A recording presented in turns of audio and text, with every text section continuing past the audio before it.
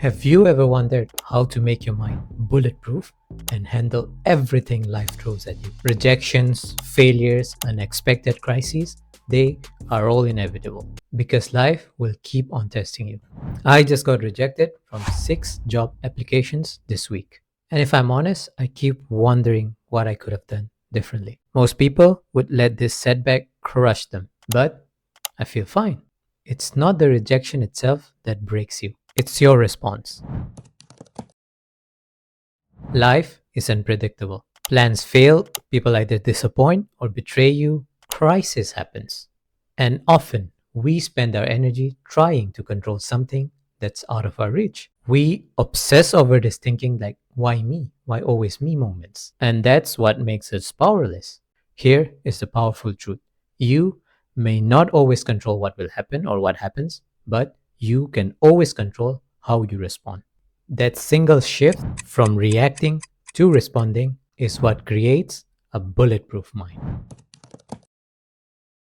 Think about two people in the same situation, a job loss, a failed project, or a breakup. They react completely differently. One collapses, gives up, ruminates, and panics. The other pauses, reflects, and thinks about what his best next step might be. So the difference here isn't the event, it's the response. That's why we always think that we have it harder than anyone else. And this is because of two things. First is external, and second is internal. So, external, you blame luck, others, or the situation, something else other than yourself. And you know what this leads to? Helplessness. While if we talk about the internal thing, you believe that your actions shape your outcomes.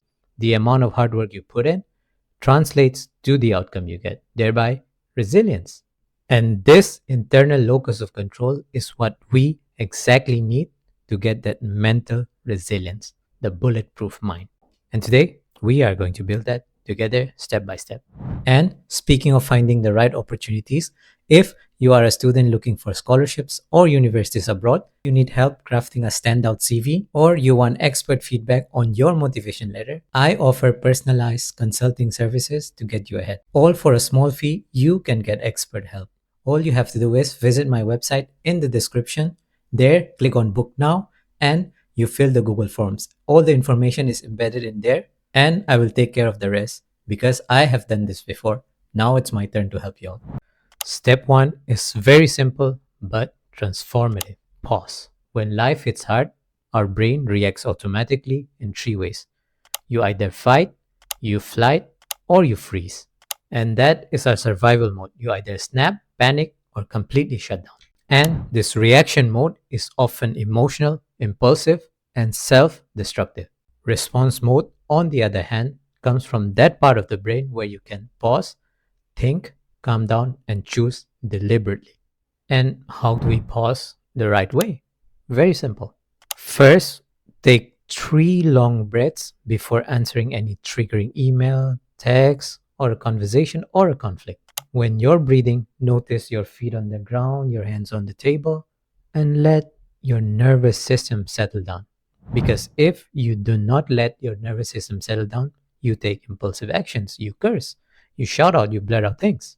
So, this micro pauses and this breathing helps you respond even to the most triggering situations in calm and a kind manner. For example, you are receiving criticism, right? You can either snap or pause. If you snap, you might do something you might regret, you might get physical. But if you pause, you can calm down and give them a very thoughtful reply. Or another example might be you're stuck in a traffic jam, and instead of honking, you can just be like, okay, there's something I cannot control. When it happens, it happens. Breathe out, your stress levels go down. Every pause strengthens your mind. It's like a tiny muscle you train daily. And over time, it helps you handle bigger situations in life without losing control. So let it sink in. Now, step 2. Step 2 is about perspective. The meaning we attach to certain events shapes our experience more than the event itself. A prime example of this would be even if you're in a really bad situation, instead of asking, why always me? you can ask, what can I do? What can I learn from this? That simple reframe changes you from being a victim to owning the problem and the situation itself. But how do we reframe the right way? It's easy.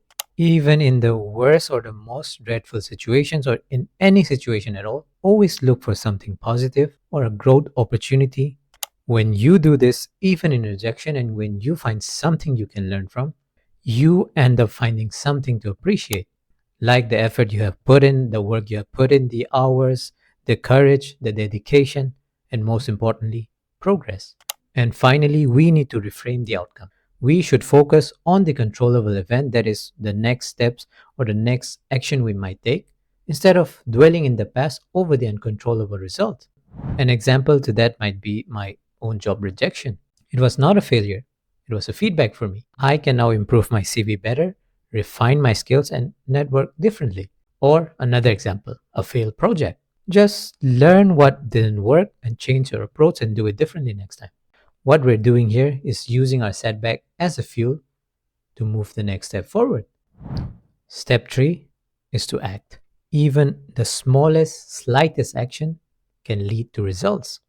Do not wait for clarity or motivation or the perfect conditions. There never is. Why? Because small steps reinforce control, reduce anxiety, and build momentum. When you take action, it builds momentum. And when momentum moves forward, motivation comes. If you get rejected from a job application, just go back and analyze your CV and update one section at a time. Or let's say you are in a relationship conflict. Try to send a clarifying message, have a good conversation, or just leave it and focus on your own growth. This principle about taking a small action applies to everything. It's not about taking giant leaps and changing yourself drastically overnight. It's about consistent, meaningful steps that are intentional. Remember this: action creates frustration into progress and helplessness into control. By the way, we can do a very quick exercise all together while watching this video so that we can take action. Ready? It's very simple. Write down the next small meaningful step you can take to overcome your current challenge, whatever it might be, and commit to doing it today, even if it's for 10 minutes, 5 minutes, whatever. Step 4, trust yourself. This is the foundation for making the bulletproof mind. Whatever happens in life, in the end, we only have ourselves. And if you do not trust yourself, no one is going to trust you. Self trust is built through small promises you keep to yourself, like your habits, your goals, and your routines. Let me give you a psychological insight: self efficacy. Self efficacy is the confidence in your ability to act, and that comes from repeated success in small tasks, like exercising daily, writing consistently, or sending another application builds proof that you can rely on yourself to make the next steps even after rejection. When your actions align with your intentions, your mind becomes unshakable and bulletproof. No rejection, failure, or unexpected crisis can destabilize you because you trust your capacity to respond in kind instead of reacting. So let's recap. You are in a bad situation, life doesn't go to plan. Instead of just snapping and reacting, pause for a moment and respond. Then reframe every setback you have faced. Take a small decisive action and trust yourself. These 4 steps, practiced consistently, makes your mind bulletproof. We are almost at the end of this video, but before we end it, let's do something. Close your eyes for a moment. Imagine life storms raging around you: financial stress, health challenges, personal conflicts. Now, see yourself standing calm, focused, and composed. The chaos is still there, but your mind is unshaken. Now, every challenge becomes an opportunity to grow stronger. This is what a bulletproof mind looks like. Not invincible, but resilient, clear, and capable of handling anything. And lastly, if you're still consistently overthinking, there are 3 scientific ways to overcome overthinking instantly. Feel free to check this video out.